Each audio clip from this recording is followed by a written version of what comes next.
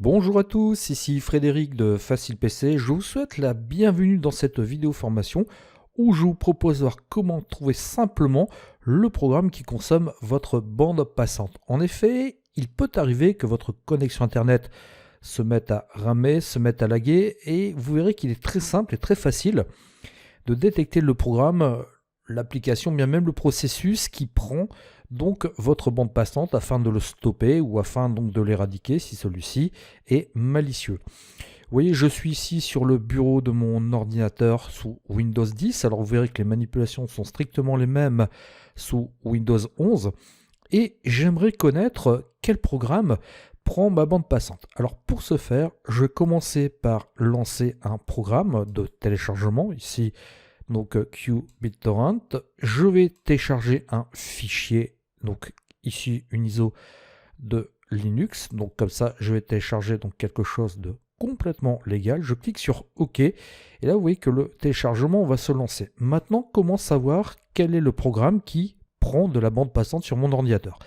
Eh bien, il va falloir que j'aille dans le gestionnaire des tâches. La première façon d'accéder au gestionnaire de tâches va être d'appuyer simultanément sur les touches CTRL ALT SUPR. Voilà qui est fait. Là, j'ai cette fenêtre qui va apparaître et je vais tout simplement cliquer ici sur gestionnaire de tâches. Donc mon gestionnaire de tâches va se lancer. Donc rien de bien compliqué. J'en profite ici donc pour fermer cette fenêtre. Ici, je vais cliquer sur annuler. Vous pouvez ici utiliser la combinaison de touches Windows X. Ce menu va se lancer et là, vous cliquez tout simplement sur gestionnaire de tâches. Vous arrivez exactement au même endroit. Et ensuite, vous pouvez aussi utiliser la combinaison de touches CTRL majuscule échappe. Et vous voyez que ça vous lance aussi le gestionnaire de tâches. Une fois que je suis dans ce gestionnaire de tâches, eh bien, ce que je vais faire, c'est que je vérifie que je suis bien sur l'onglet processus. Et une fois que je suis sur l'onglet processus, vous avez la liste de tous les programmes, toutes les applications et tous les processus qui sont lancés.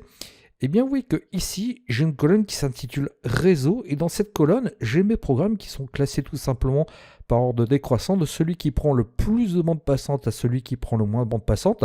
Alors, en cliquant sur l'entête de colonne ici, vous voyez, vous pouvez changer l'ordre d'affichage. Ici, je suis en ordre croissant. Je reclique ici, je repasse en ordre décroissant. Donc, décroissant, c'est plus pratique. Je vais même en profiter. Donc, vous voyez, pour passer en pleine fenêtre. Vous voyez que effectivement, mon logiciel de téléchargement, donc QBitTorrent, est bien celui qui est en train de télécharger et je vois que la bande passante est effectivement prise essentiellement par ce logiciel. Vous voyez ici, j'ai 126, 117 ici mégas. Maintenant, pour vous montrer que tous les programmes sont référencés, je vais me rendre ici donc dans le gestionnaire de paramètres, je vais me rendre ici dans la mise à jour sécurité et je vais tout simplement ici lancer un Windows Update. Et si je vais dans le gestionnaire des tâches, eh bien vous voyez que j'ai l'autre de service Windows Update et je vois ici effectivement que j'ai le trafic réseau qui est tout simplement donc détecté.